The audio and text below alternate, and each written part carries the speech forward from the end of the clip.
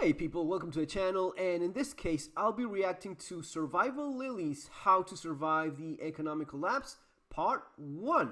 For those of you that are new to the channel, my name is Fernando. I've actually gone through an economic collapse in Argentina. I've written about that in Surviving the Economic Collapse and Street Survival Skills, in case you want to learn more about this stuff. And of course, you have my channel that is packed full of information regarding all of these topics. Now, I've known about Survival Lily for a while. I haven't honestly seen much of her content, maybe a video on making a bow or something like that, if I remember correctly, but I haven't seen this yet. So let's do this together. Hey guys, my name is Lily, and today I want to start a new series about how you can survive the economic recession that we are in right now.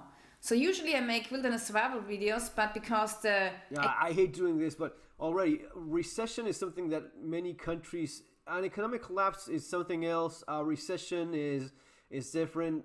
A recession is something that you probably will be fine. Economic collapse, economic crisis is one thing. Economic collapse would be something like what we went through in Argentina, where your country defaults on its debt.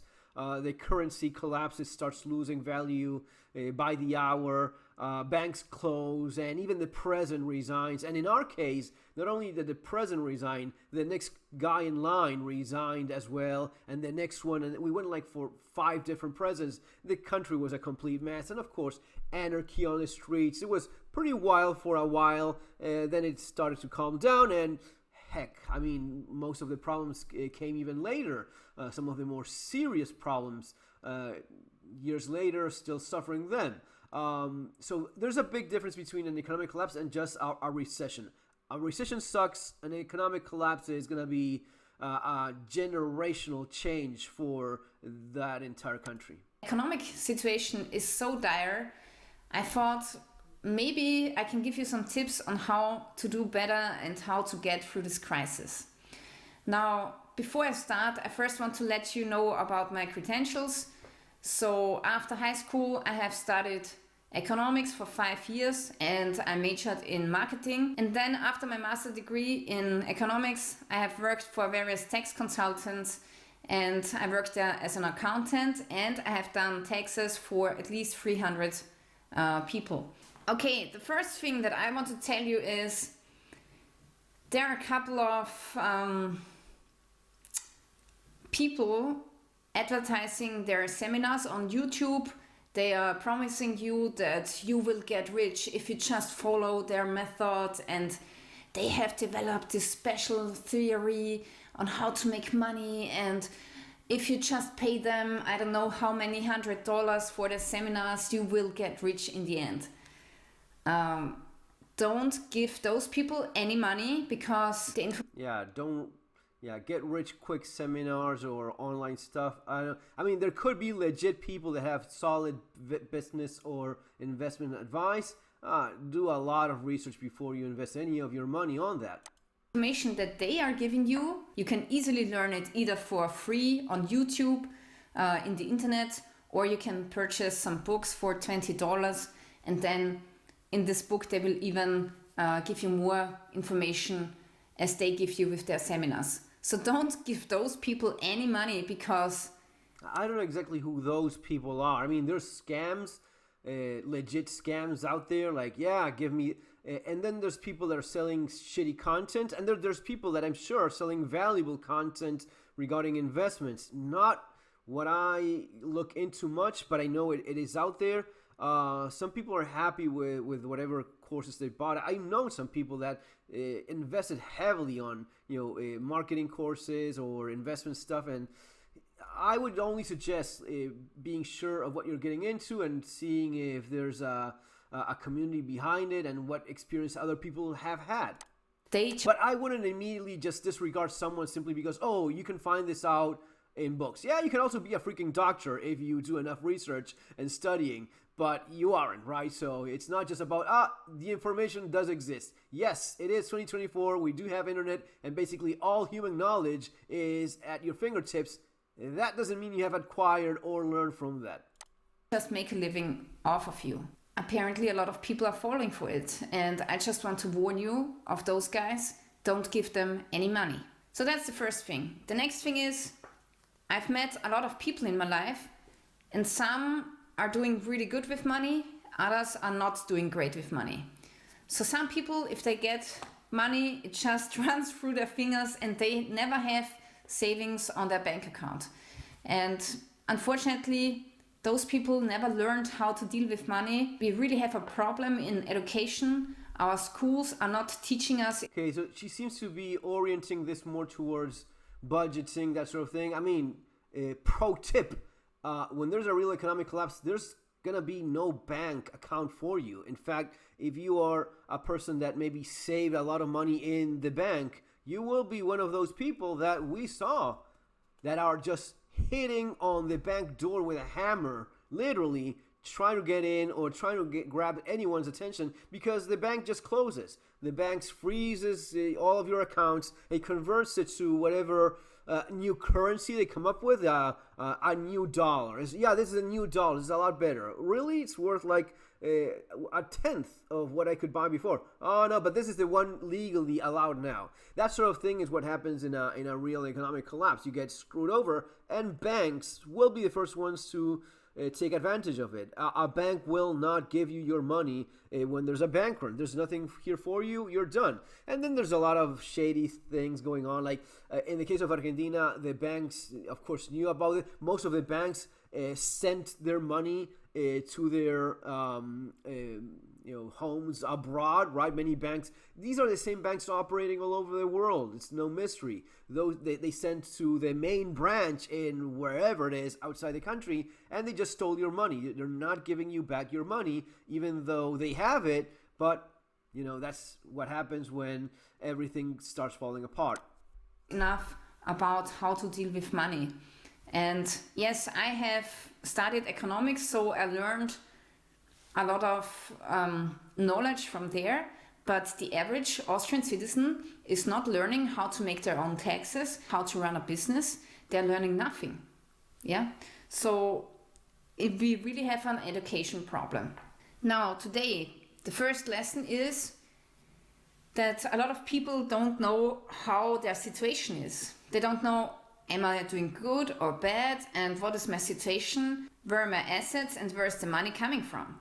So the first homework that I want to give you today is we want to make a balance sheet of your financial situation.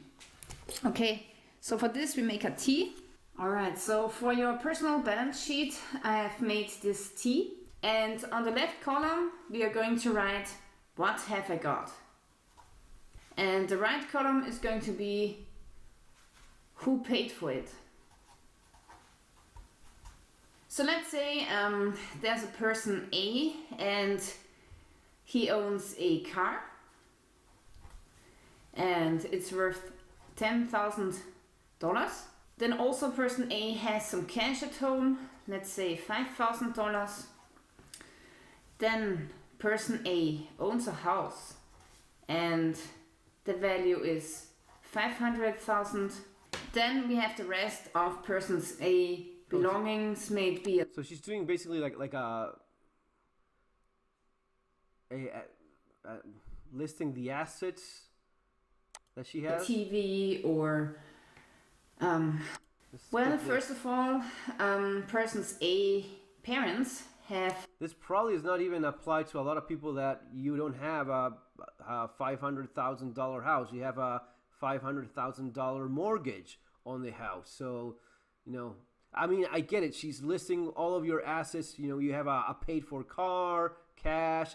For many people, it will be maybe a few, several thousand worth of guns or whatever. But the only thing I would mention here is that's great in terms of assets. There should be a very huge distinction between what you think something is worth and how much it's worth really. And not only that, how quickly you can liquefy that, all right? So, oh yes, my house is worth $500,000. Really? Yes, it is. Yes, my neighbor sold for that much. And maybe the neighbor's house was a lot bigger, located in a better place, and it may be just a couple blocks away. That makes all the... It's just a few blocks away, and it's right next to schools. It has better access to other services, better roads. It may be a number of reasons. Or the house itself is in better condition overall. So there's a number of things by which people more usually overestimate. Oh, but I have $1,000 worth of tools. No, you spent $1,000 worth of tools. How much those are worth right now is still to be decided. Usually people, just like I was doing the video on guys, usually overestimate how much they should be lifting in terms of working out and weights. People usually overestimate how much their crap is worth. Be extremely careful with that. Lent him some money for 20,000. And then he went to the bank and he got a loan for 400,000. And then we are still missing 100,000.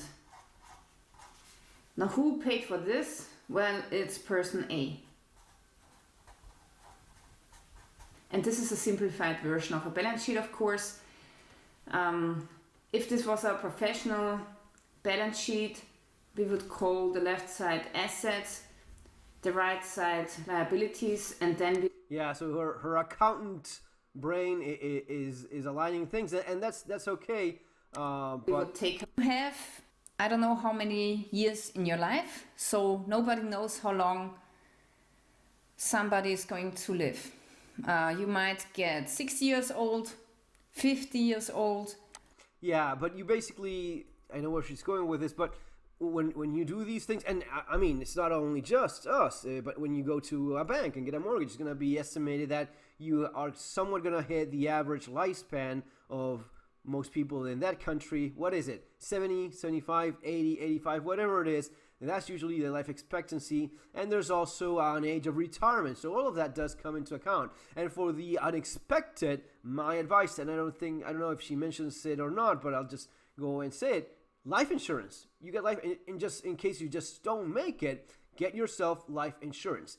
It is huge. And in terms of an economic collapse, again, I have no idea if she mentions it at a point. I think she's, I see myself skipping through quite a bit of this because I don't think it's really addressing what an economic collapse is even about. But during an economic collapse, one of the things that happens is you don't get shot by zombies. I mean, yeah, you get shot by maybe criminals. Those things do happen, especially when things get very violent. But a lot of people die of things that are not ballistic and are not cinematic. Most people in an economic collapse will die because of stress, because of depression. A lot of people off themselves. It's 500%. It went up the S rate, right? I don't even want to mention it because YouTube, you know how it is. But the rate of people that decided they could not go on anymore, that went up 500%. So 5 times more people than before the crisis, and it's impossible to estimate. There's some studies, there's some stuff that's out there now that's interesting, but you have no idea how many people got affected because of stress.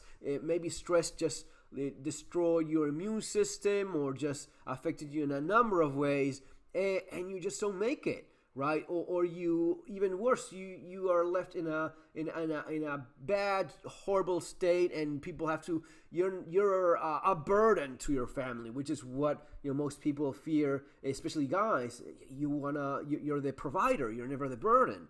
That is maybe your worst nightmare, right? And that ends up happening. Now, there's different kind of insurance. I would at least go with a basic life insurance because I have. Learned of people, and I even got an email from a guy that got married very young and just life happened, lost his wife and didn't have insurance because hey, we're young, we're in good shape, we have no problem, but life surprises you like that. So yeah, huge. 70 years old or 90, nobody knows his exact age, but one thing is for certain: you're going to die at a certain age. Yes. Let's say you're going to die at the age 75. So you have 75 years, some of which you will be a child, and then you will come... I'll skip ahead a little bit. Pay for food and for the food of your dog. You have to buy a laptop for working and so on. So let's say in your life you're going to spend $1.5 million on the necessities. So then you're left with 500,000. That is really your money after taxes. And the question is, what are you going to do with this money in your life? Are you going to throw it out the window by buying unnecessary products that you don't need?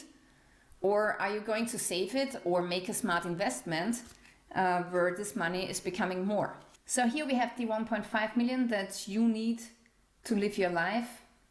Let's say like a decent human being. Of course, you can lower this figure here at the side. You can say, I'm not going to live in a house. I'm going to... This is not trying to be an asshole, but this is starting to sound a lot like some of those things she warned people about at the start of the video of don't throw your money away on basic things that any logical person knows or that you can find easily online. So I get it. She's going for explaining budgeting and investing and so on. Let's see if it gets more to the topic of what an economic collapse actually is. Here, especially. And this is exactly where marketing kicks in. Marketing has the goal to raise a need for a product. Yeah, marketing is about convincing you of buying crap that you don't actually need. Yes, absolutely. Couldn't agree with her more. See how important it is to have a higher income than expenses. So this is the income, and here we can see time. Yeah. Okay, so don't spend more money on Alone what you for actually buying need. food for your family. Suddenly there's a crisis and all of the products that you need are rising in the price. So now we have a rise here. Let's say there's a crisis that causes inflation.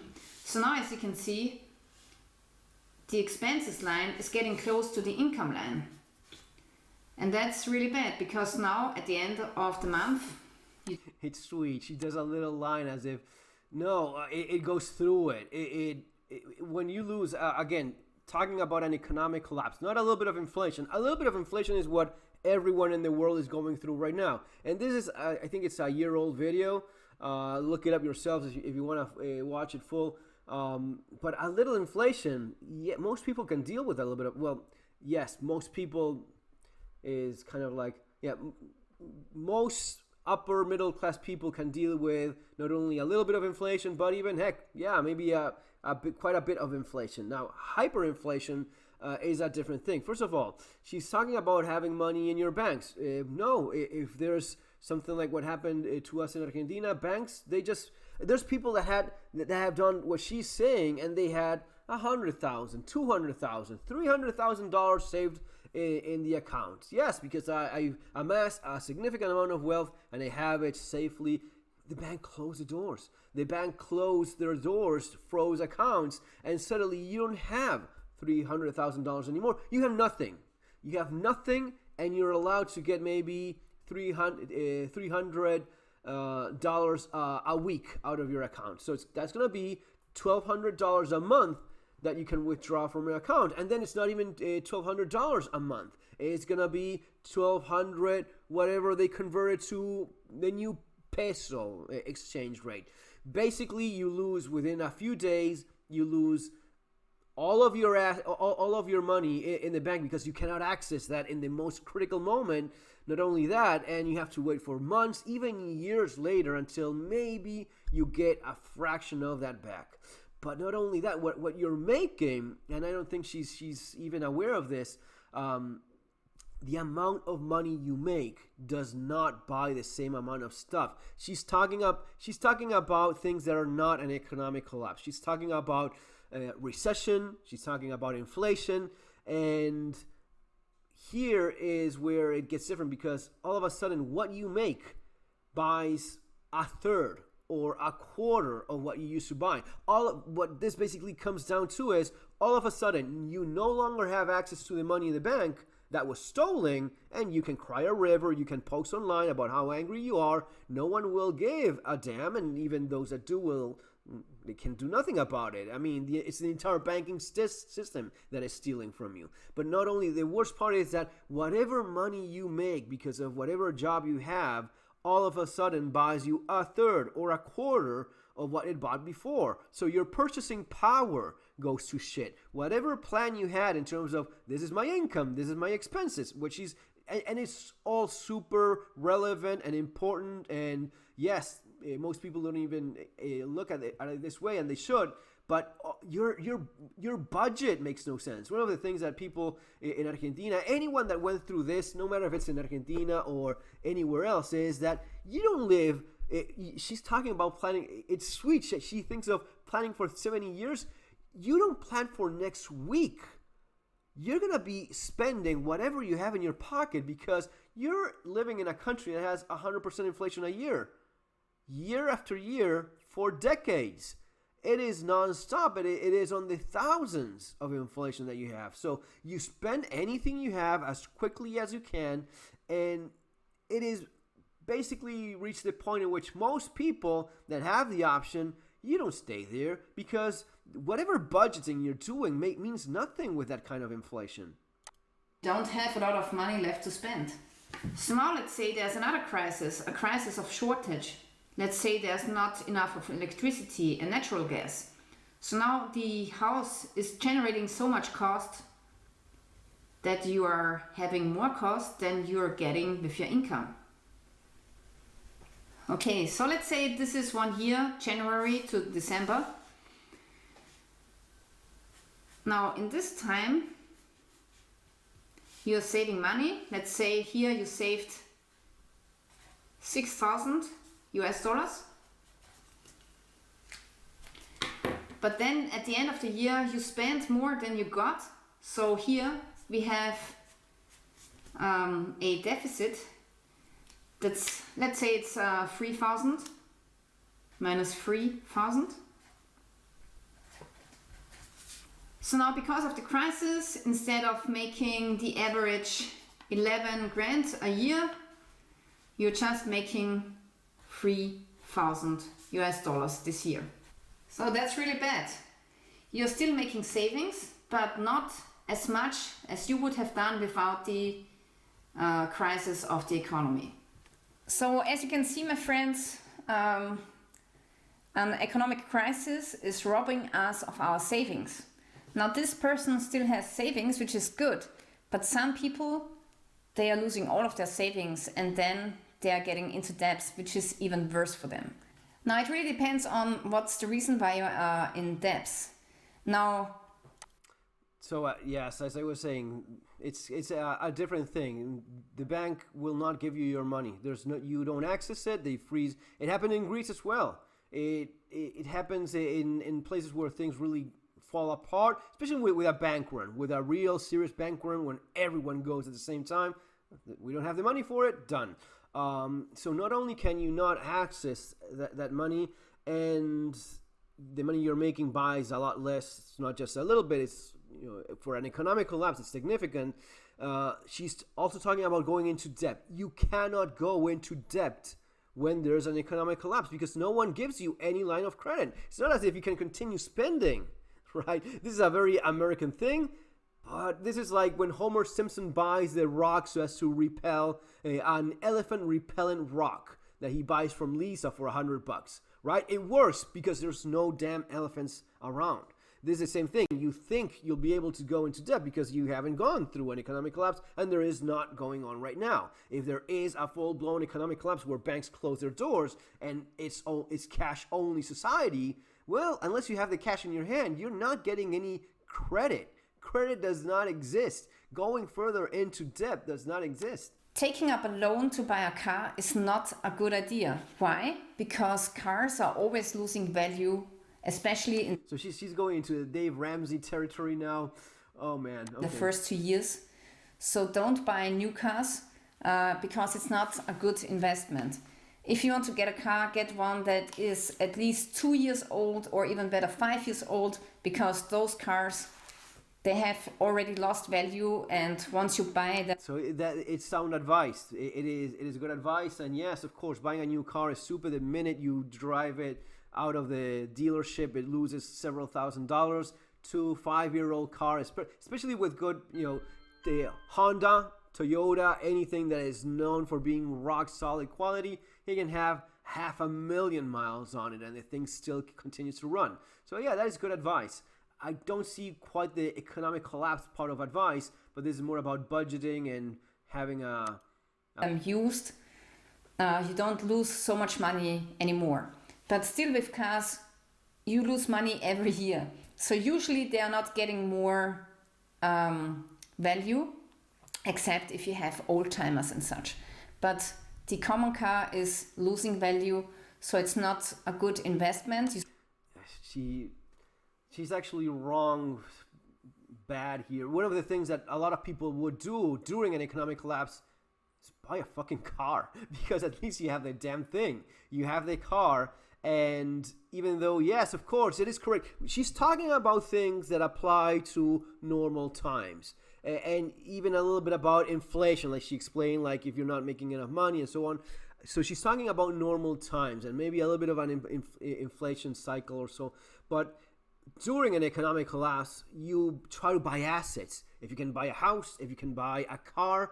Why? Well, because the car, yes, it will be worth a shit ton of money years later compared to the currency that is completely worthless. You're going more into Mad Max territory here, where, and it not only applies to cars. The thing that you see over there, that also retains its value very well. A called Python is not worth less than it was 5 or 10 years ago. In fact, it's worth quite a bit more, even adjusting for inflation. Still pretty damn expensive. And you go into the more of a collector thing. But there's certain things that not only retain the value, it goes up, but specifically for economic collapse, buy yourself a car. And if you can buy a car, something that in Argentina anyone knows is you can get into credit.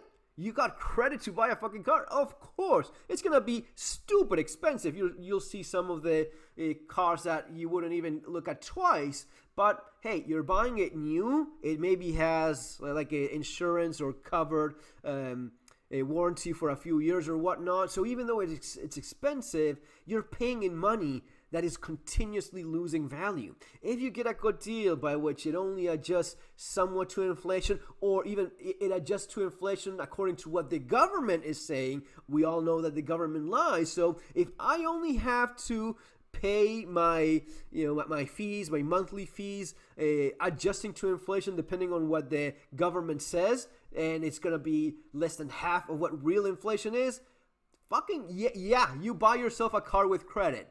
And if you have a few bucks, and instead of watching as it melts, buy a used car. If it's a good, reliable one, even better. Still have to get one because there's a need, but I would never buy a car on debts.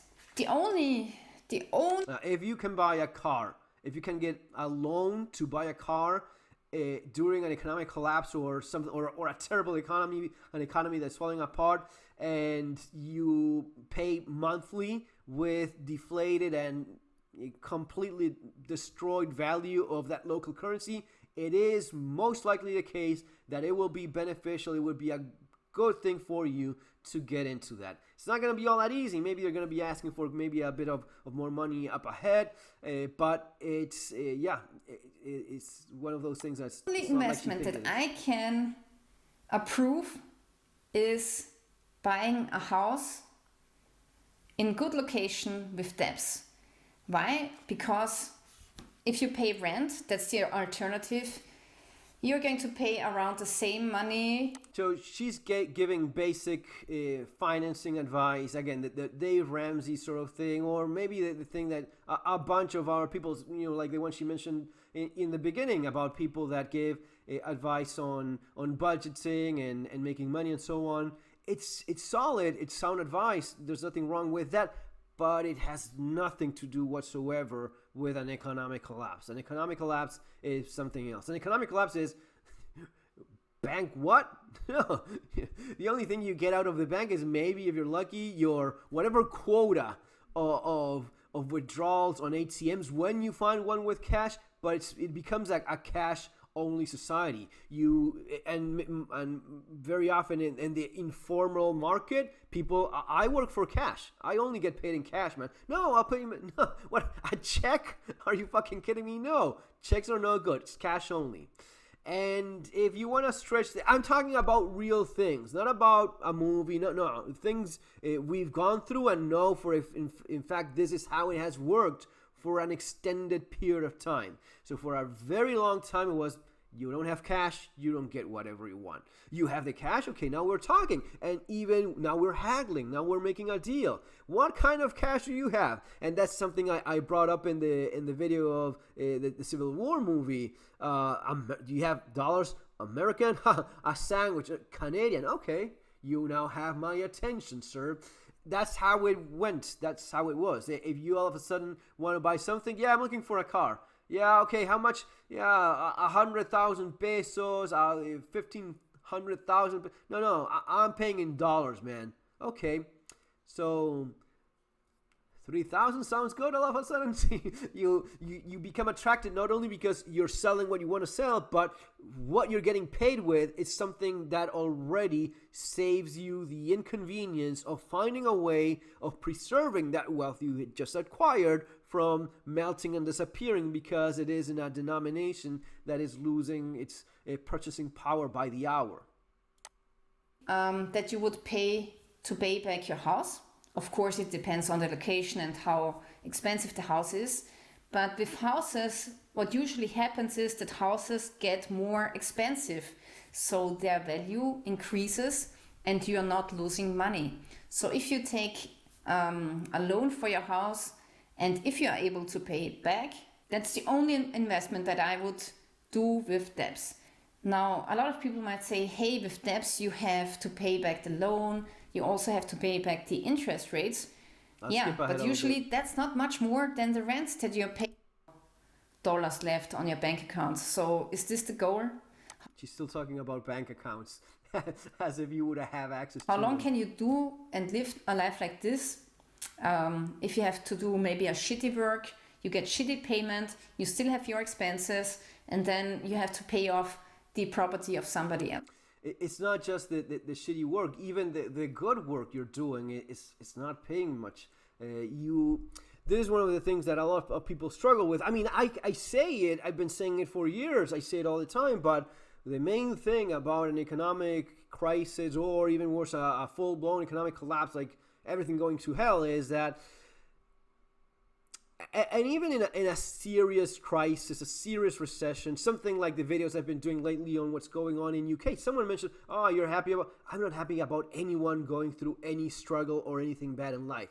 Doesn't matter if it's in Argentina, if it's in the United States, if it's in UK or any, I've gone through enough in my life that I don't want anyone, I mean, especially people that I don't even know, go through bad times. I'm just saying that what's happening in UK right now is that which I can simply explain as you're falling from that pyramid, that social pyramid of the lower income, middle class, and the wealthy on the top of that pyramid.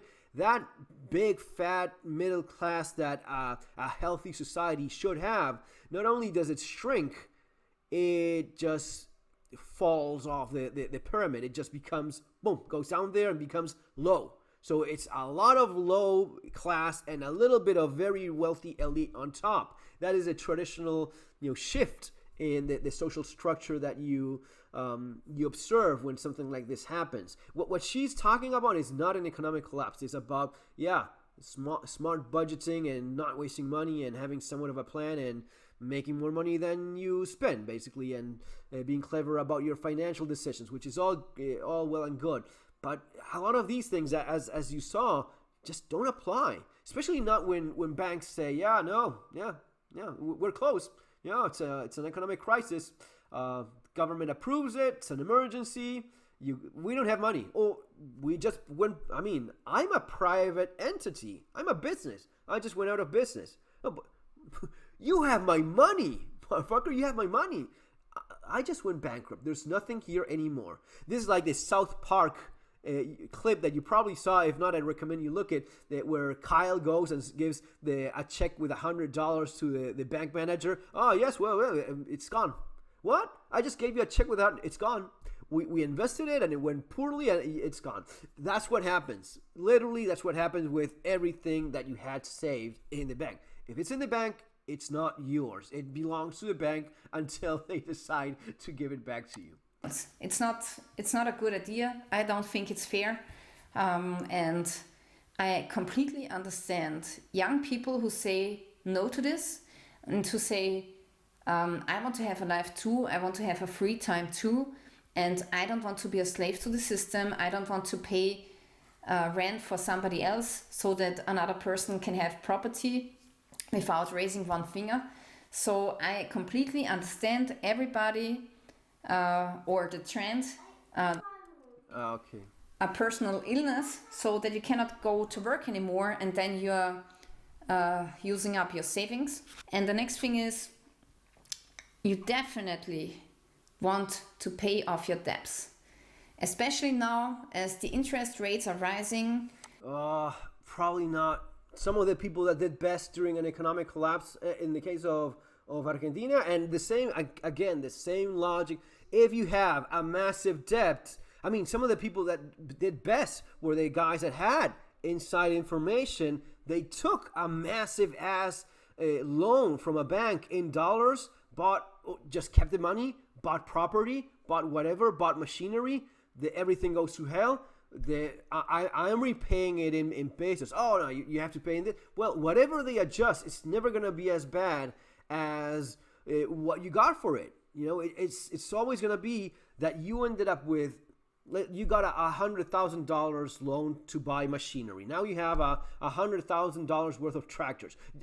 You think you're gonna be selling that tractor for less than that? Hell no. I mean, go buy it from whoever you need it. Let's see how much they charge you now. I have it in my hand. I have the damn thing in my hand. I have the tractor that I paid $100,000 before the crisis, right? That's worth $100,000. It's still worth $100,000. Now you need it, okay? I'm not gonna sell it for 100,000 pesos or 200,000 or whatever. I'll check how much it's worth in terms of dollars, and if I'm selling it, that's what I'm selling it for. So there's a lot of people that did very well by going into debt just before the crisis, and what they would pay back, and especially if you got it all goes down to the detail of the word of the small print, as they usually say. If you took up debt that you have to repay in local currency that is continuously devaluating, you just got free money, man. You just got money out of thin air, because you're going to pay back in something that is worth maybe a third or a quarter or even less than that. And the more time it goes by, but she's thinking, she's accountant. She said at some point, okay, yes, my folks are accountants as well. I understand how that works. Everyone in my family is actually brother, uncles, all accountants. This is not about but the interest rates. It has all gone to crap. Whatever debt you had in paying back in a currency that is worthless, well, you're paying back with worthless money. You can go, let's say you bought 2 trucks or 5 trucks, right? Let's say you bought, make it more simple. Let's say you bought 5 Glocks, right? You bought 5 Glock pistols, $500 each. You bought it before everything went to hell, so it was 500 pesos instead of $500 US. I did that. I did it with the money in hand, but I paid SMG for 250 pesos. That is 25 cents of today's money. 25 US dollars. Yeah. $0.25 US is what one of the SMGs I paid for. And if I had gotten into debt just to pay that, I would have gone to the bank, and there you go, good sir. There is my quarter. Thank you for the SMG that is worth $1,000 right now, right? That sort of thing. That's what happens when you have something like this go down. If there is even a bank open to take your quarter anymore, which sometimes it's not even that. You want to bring down your debts to a level where the interest rates are not as painful anymore. And it really depends on your contract. So some people have a fixed rate contract with their bank. I don't. So I think I only had it in the first 2 years, but now it switched to variable interest rates. So now with every increase of interest rates that the Fed is doing and the European Central Bank, you're going to lose money. So make sure you're paying off your debts. That's really important. Pay them off to a level where the interest rates are not as painful anymore. All right, so this is it for today. Yeah, okay, so that's good. I don't know if there's a part two. If you're interested in me doing part two, if there's one, let me know. But, and yeah, I mean, in general, of course, it's not good to go into debt, especially when you're buying crap. I mean, if you have a mortgage, yes, of course, as she well explains, buying something that you're not overpaying like a fool. Make sure you're paying according to what the market says if something is actually worth. And if you get an even better deal, by all means, go with that. Make sure you get a reasonable a reasonable loan. Check for what's more convenient, fixed rate or adjustable by inflation. Yeah, I mean, of course, it's better if you don't have any debts at all. If you don't owe anyone anything, and everything you get into your pocket goes into being capitalized or making more money for you, fantastic. Now, these are things that apply to normal economic times. During an economic collapse, things are quite a bit different, and yeah, you have to think with, as you just saw, just going through what she was explaining, many of these things simply aren't as obvious. You need to actually know a little bit more about them and how they usually go down. Guys, as always, if you like the content of the channel, do subscribe if you haven't done so already. If you want to learn more about this topic, given that, well, it is about an economic collapse, you can learn a lot more about that here. Surviving the Economic Collapse and Street Survival Skills, which are my books available in the links there below. See you next time. Take care.